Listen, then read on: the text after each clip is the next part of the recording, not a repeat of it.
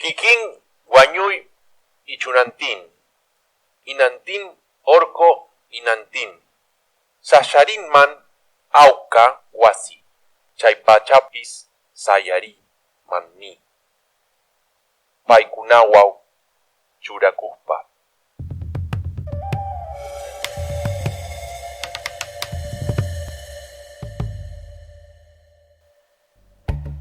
Sean nuevamente bienvenidos a Somos lo que somos, una propuesta llevada a cabo desde la Unidad Curricular Pensamiento Argentino y Latinoamericano del Instituto Superior número 5 de la ciudad de Carcarañá, provincia de Santa Fe, República Argentina.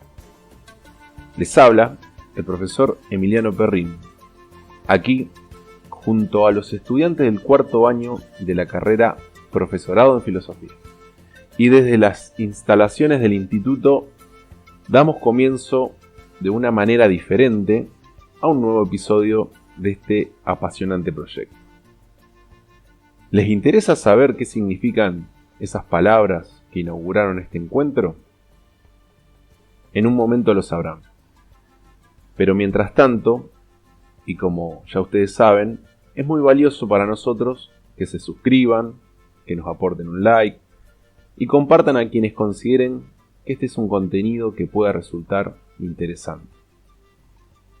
Las palabras iniciales han sido un verso en lengua runasimi quechua, escrito por el general Ollanta, donde declara su amor prohibido por la princesa Cusi Coillur, que era hija del Inca Pachacútec.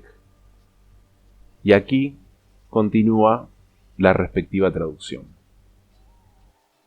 Aun si la muerte misma, como una hoz por todo alrededor cegase, incluso si todas las montañas divinas juntas, como una fortaleza hostil contra mí, se alzasen, así yo también de inmediato me levantaría, oponiéndoles mi voluntad.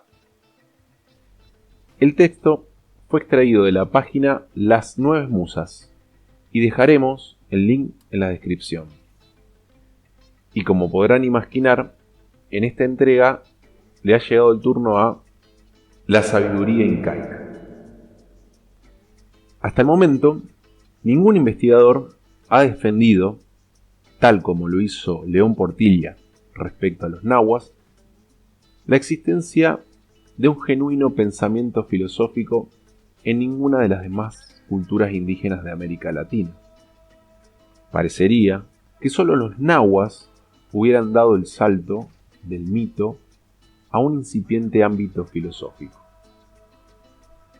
Sea cual sea su nivel de provisionalidad e inmadurez, en el resto de las culturas se habrían mantenido en el nivel de los relatos cosmovisionales o míticos, presentados en sus libros religiosos. Tales cosmovisiones pueden llegar a ser más que valiosas para poder reformular, inclusive, a los sistemas que a nosotros nos muestran la realidad de la contemporánea existencia. Acabamos de verlo en el caso de los mayas, de la mano de Mercedes de la Garza. Si se atreven a refutar alguna de las posturas de los ya mencionados autores, pueden hacerlo en los comentarios. Sus perspectivas son más que bienvenidas. Para el estudio de la religión entre los incas, resulta interesante y fundamental el estudio realizado por José Carlos Mariátegui, dentro de sus 7 ensayos de interpretación de la realidad peruana. Este ensayo, titulado El factor religioso, ocupa el número 5 de los 7 y en él realiza Mariátegui un inteligente y moderado estudio sobre la religión entre los antiguos incas, desde su origen y supuesto parentesco con otras religiones, hasta sus características y función social dentro del poderoso imperio incaico. Pero vamos a seguir aquí, por parecernos más completo y pedagógico, el trabajo de la profesora peruana María Luisa Rivara de Tuesta. el pensamiento incaico, en el que aporta también abundante bibliografía sobre el tema. Rivara de Tuesta deja bien en claro de entrada que, en relación al pensamiento inca, no es posible hablar de filosofía en el imperio incaico, ya que el término está referido a una forma de pensamiento del hombre occidental. De lo que cabe hablar es de una estructura de pensamiento genuina y original, y de los puntos de contacto que pueda tener con las expresiones del pensamiento universal. La cosmovisión inca, como hemos visto en las culturas anteriores, se ordena y centra alrededor de 3 temas medulares: Dios, Huiracocha; mundo, Pacha; y el hombre, Runa. Vamos a seguir esta distinción tripartita, consciente de que los datos de los que se disponen respecto a la cosmovisión incaica provienen de cronistas hispanos del siglo XVI. Esto implica una cuidadosa labor hermenéutica de distinguir entre la realidad y las interpretaciones foráneas. Huiracocha, el dios incaico. Los cronistas españoles identificaron a Huiracocha con el dios cristiano, otorgándole sus características fundamentales. Pero esto, como puede comprenderse, es problemático para dar con el auténtico rostro del dios incaico. Huiracocha, entidad siempre presente, sea en la mitología, en el poema o en su versión cristianizada, ofrece una característica peculiar. Se da temporalmente, es decir, desenvolviéndose en el tiempo, nunca como algo acabado, fijo o conocido, sino más bien adquiriendo mayor riqueza y contenido de significación a través de su propio quehacer en el tiempo. Vamos a ver en qué medida aparece con estas características en los relatos míticos y en los poemas religiosos el dios Huiracocha. En los relatos míticos aparece como una entidad que posee en sí mismo el poder sobre todas las cosas. Él es el que ha creado las cosas a través de 2 momentos creativos. El mito originario de la creación se suele situar en la laguna del Callao, considerando el agua como el elemento primordial del que va a surgir todo, el mundo del sol y de la luz. Así, el relato creador posee 2 etapas o momentos. Uno de oscuridad, con el agua como elemento clave, y otro de claridad, con el sol y la luz. En la primera creación, los hombres vivían en una región oscura y acuática, sometidos a un señor que los dominaba, debido a que no cumplen las orientaciones del Dios creador, los castiga convirtiéndolos en piedra.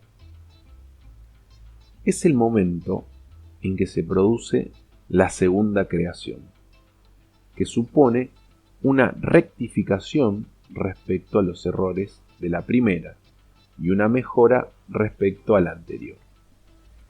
En esta segunda, como hemos dicho, centrada en la luz, Huiracocha crea el sol y los demás astros para iluminar el día. De esta forma, el Dios creador manifiesta su poder sobre toda la realidad, dominando sobre el mundo Pacha y el hombre Runa. Las referencias a Huiracocha se completan en los poemas religiosos, entre los que Rivara de Tuesta considera el más importante el poema Tixi Huiracocha, escrito en lengua quechua por el cronista indio Juan Santa Cruz Pachacuti Yamqui. En este poema religioso, se atribuye a Huiracocha un poder ordenador que permite que el sol, la luna, el día, la noche, el verano, el invierno no estén libres, sino que a través de su ordenamiento lleguen a lo que se considera que ya está señalado y medido por él. Pero al mismo tiempo que se indican todas estas características y potencialidades de Huiracocha, el poema contiene un aspecto novedoso respecto a los mitos, en la medida en que experimentan al Dios creador como una realidad indefinible, imposible de encerrar en fórmulas acabadas. Por eso, al dirigirse a él, el poeta no puede más que limitarse a formular una serie de interrogantes. ¿Quién eres? ¿Dónde estás? ¿Qué arguyes? Habla ya. Se da, por lo tanto, en el poema una especie de ambigüedad o dialéctica respecto al conocimiento de Huiracocha, puesto que por un lado se afirma claramente su poder creador, y por otro se entiende que nos enfrentamos ante una realidad que escapa a nuestras capacidades de definición y de control. De ahí que las referencias a Huiracocha constituyen un amplio abanico de atributos o conceptualizaciones que tienen por objeto intentar definir y precisar de alguna manera esa entidad divina que se nos presenta fundamentalmente como algo impreciso e inasible. Así se lo denomina como hacedor o creador, incomprensible Dios, movedor y causa de las demás causas, el principio entendido como luz eterna, el poder y mando de todo lo existente. Por encima de todos estos atributos, o como resumen de todos, se considera a Huiracocha como el que tiene el máximo poder y mando sobre todo lo existente, siendo él la explicación ontológica de todo lo que hay. El mundo, Pacha. Hemos visto que Huiracocha es la entidad divina a la que se le atribuye la creación de todo. Como tal creador, se le denominaba Huiracochayachachi, que significa Huiracocha, el hacedor o enseñador del universo. O también Pachacamac, el creador de nuestra tierra. Cuando se quiere hacer referencia a su condición de creador del hombre, se lo denomina Runahualpa. Hualpani, formar Dios, y hacer o criar. Se le denominaba también con otro nombre, Ilia Texehuiracocha, para referirse al hecho de haber creado la luz. Huiracocha sigue siendo el mismo en cada una de estas acciones creadoras, a pesar del cambio que experimenta su nombre. Ya hemos visto al hablar de la creación del universo que se advertía en ella una doble etapa. En la primera se creaba el cielo y la tierra, dominados por las sombras, y en la segunda se creaba el sol, la luz, las estrellas y toda la bóveda celeste que inauguraba el día. El mito de la creación, transcrito por diferentes cronistas, hace referencia a los dos hijos de Huiracocha, Tocapo Huiracocha e Imaimama Huiracocha. Cada uno de ellos viene a ser su mediador o instrumento de creación de las dos partes geográficas del Perú, la zona andina, montañosa, y la de los llanos. Cada uno de estos dos hijos realizan en su zona correspondiente la labor de dar nombre a todos los elementos que componen esa región: ríos, montes, flora y fauna. El universo, en conjunto, es visto por los incas como estructurado por tres grandes regiones: la bóveda celeste ilimitada, el mundo objetivo real visible y el plano invisible de las entrañas de la tierra, también llamado Ucupacha. En el mundo objetivo de la tierra, denominado Urimpacha, mundo de la vida y de la muerte, se considera que existe un punto estratégico por donde pasan dos líneas imaginarias que estructuran o dividen las cuatro zonas en que se divide la Tierra, siguiendo los 4 puntos cardinales. También serán 4 las partes o épocas en las que se divide el imperio incaico, Tehuantinsuyo. 4 los caminos o calles principales que salen del Cusco. 4 son las fiestas solemnes durante el año. Como también son 4 los señores que forman el consejo de gobierno de cada pueblo, pequeño o grande. Se trata, por lo tanto, de una división cuatripartita que se halla presente en los elementos más significativos de la cultura incaica. También aparece la división cuatripartita a la hora de encuadrar la historia en 4 grandes épocas o generaciones. Pacarimoc Runa, gente del amanecer, nacer, aparecer. Variruna, inicio del cultivo de la tierra. Purunduna, gente del campo, nómada. y Aucarunas, gente guerrera, envueltos en luchas intestinas. El conjunto de estos 4 periodos habría durado unos 5.300 años, durante los cuales se multiplicó ampliamente la población, habiendo dado paso posteriormente a la conquista de la última generación por parte de los incas. El hombre, Runa. Vimos ya que había una primera generación de hombres en la primera creación, pero al ser convertidos en piedra por sus desviaciones, Wiracocha procedió a la creación de una segunda generación de hombres. Estos hombres nuevos se van organizando en grupos autónomos, con sus jefes y jerarquías, sus costumbres, etc. Estos diversos grupos son a veces unificados por la acción de determinados jefes de otros grupos más poderosos. Lo que parece importante señalar es que, a través del mito, existe el propósito de darle carácter divino a la tribu dominadora, a la cual se le otorga la facultad de mejorar el estado cultural de los hombres, estableciendo, a través del mito, una conexión entre divinidad, élite gobernante y súbditos.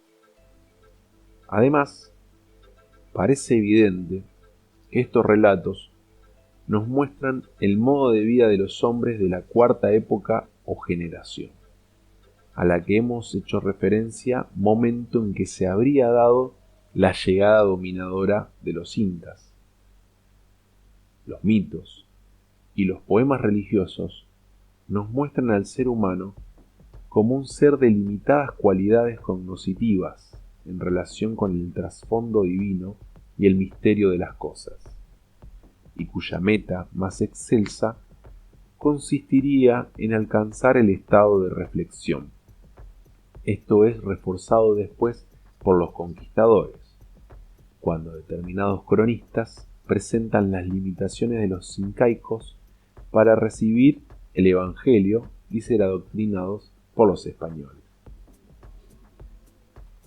José de Acosta se esforzará en demostrar la falsedad de estos haceres y en mostrar las cualidades que la cultura incaica mostraba en diversos aspectos de su cultura y en su forma de gobierno y de ordenar la sociedad. En medio de esta disparidad de opiniones, lo que parecen destacar los cronistas es el hecho de que había en la sociedad incaica una gran preocupación en el plano ético, pero en relación a los diversos aspectos de la organización social y a sus costumbres, se da entre los cronistas una gran variedad de juicios.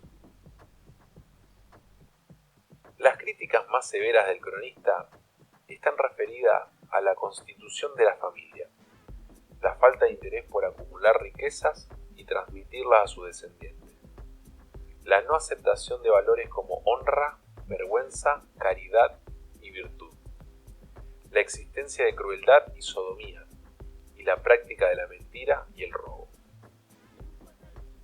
Como puede verse, se trata del contraste de dos mentalidades radicalmente diferentes, pertenecientes a dos culturas muy diversas, la del cronista y la del inca. Esa diferente mentalidad hacía que no se valorasen las costumbres de estos pueblos, ni el conjunto de las leyes que poseían sobre todos los aspectos de su compleja realidad social, y en las que se ve claramente que había un alto grado de orientación moral y de control de los aspectos negativos de la conducta humana. En resumen, el ser humano, resultado de una segunda creación de Huiracocha, es considerado por esa razón como alguien llamado a ser capaz de mejorar todo lo que haga. Así, el hombre se halla como situado en una vía ascendente hacia la sabiduría.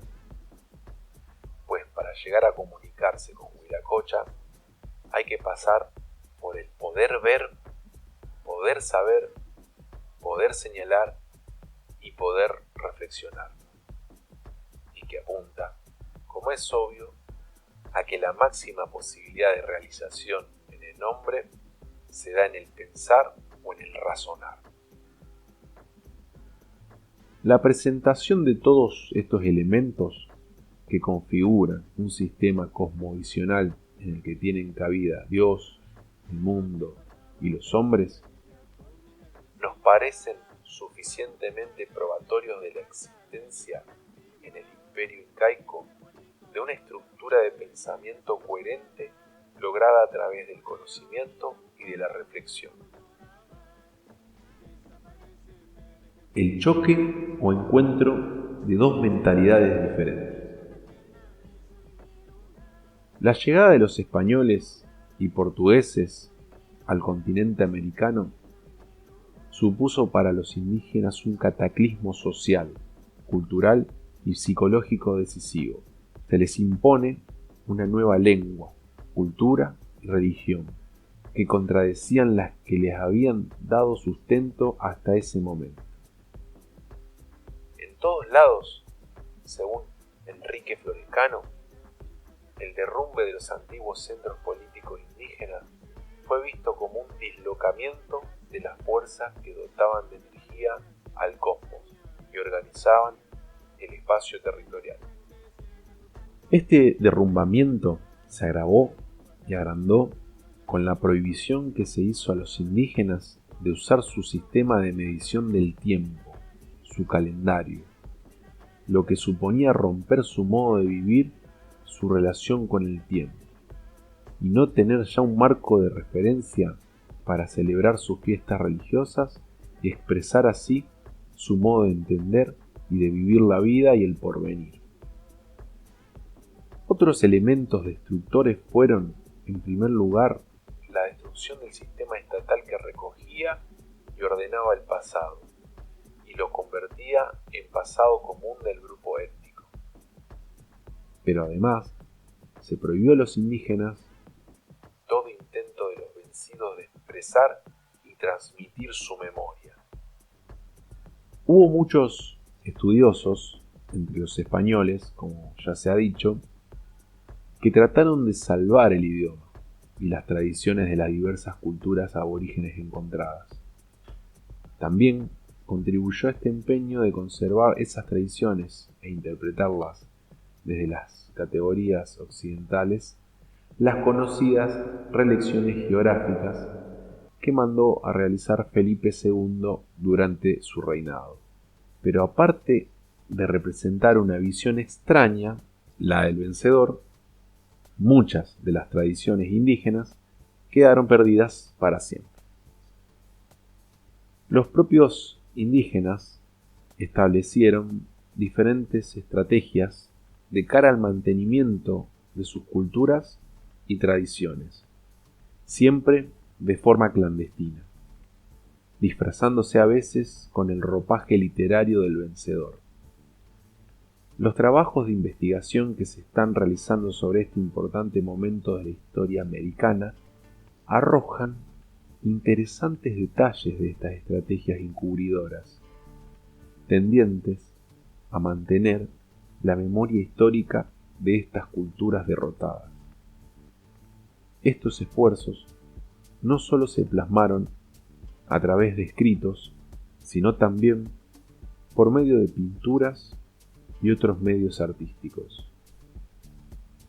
Como señala Florescano, en un estudio excelente sobre la continuidad y transformaciones de la memoria indígena bajo el dominio colonial, Serge Gruzinski ha mostrado que la recordación indígena del pasado a través de pictografías produjo en el siglo XVI obras maestras como el Códice Borbónico, el Tonalamatl de Aubin, el Códice Seldén o el Códice Xolotl, y que esta tradición se prolongó hasta muy avanzado el dominio español.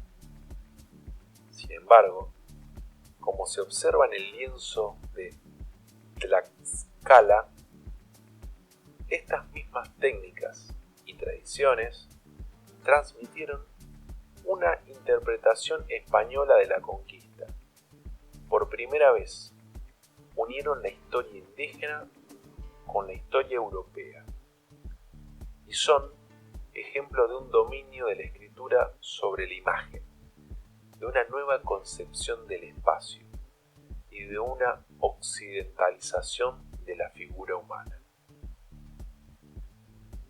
no podemos extendernos aquí sobre este punto que resulta cada vez más interesante estudiar e investigar, remitiéndonos solamente a los estudios y bibliografía más elemental. Y por otro lado, a las esporádicas referencias que iremos haciendo sobre la suerte del indigenismo en Hispanoamérica, en sus diferentes etapas. Como puede verse, a través de la descripción de las cosmovisiones de las culturas más desarrolladas de la América precolombina, la forma de entender la realidad por estas culturas y la que tenían los conquistadores no podían ser más que diferentes. La de los indígenas era una mentalidad mítica, mientras que la de los españoles había experimentado un largo recorrido desde el mito hacia un asentamiento progresivo en la llamada mentalidad moderna. Está claro que las cosmovisiones indígenas contienen un pensamiento específico acerca de todos los ingredientes importantes de la realidad, pero no se da en ellos el salto hacia una visión crítica racional que supere o marque el tránsito del mito al logos filosófico. No tiene sentido ahora plantearse la cuestión si estos indígenas, dejando al libre desarrollo del devenir histórico, habían experimentado, tarde o temprano, similar salto epistemológico al producido en la antigua Grecia. La historia es la que es y no da vuelta atrás. Los datos que nos da la historia son estos, y solamente en el ámbito de la cultura náhuatl se habrían dado esos avances de pensamiento filosófico expresados en preguntas, en dudas racionales que compartían las insuficiencias de las respuestas que los libros sagrados daban a las grandes cuestiones de la vida. Y hasta aquí llegamos, y esperamos que esta cultura los invite a pensar, o a mejor dicho, a pensarnos. Sin más, les dejamos un gran saludo y será hasta la próxima.